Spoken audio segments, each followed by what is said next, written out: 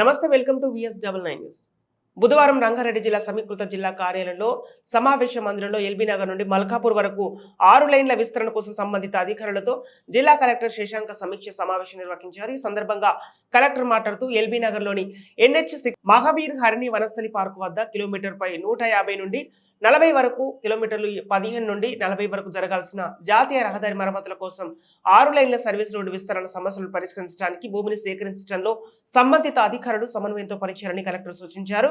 ఈ సమావేశంలో జిల్లా అటవీ శాఖ అధికారి సుధాకర్ రెడ్డి, జిల్లా జాతీయ రహదారి road and building EE Dharma Reddy, Ibrahimpatnam RDO Anantha Reddy, తహసీల్దార్లు, జిల్లా సర్వే ల్యాండ్ ఏడి శ్రీనివాస్, సంబంధిత అధికారులు తదితరులు పాల్గొన్నారు.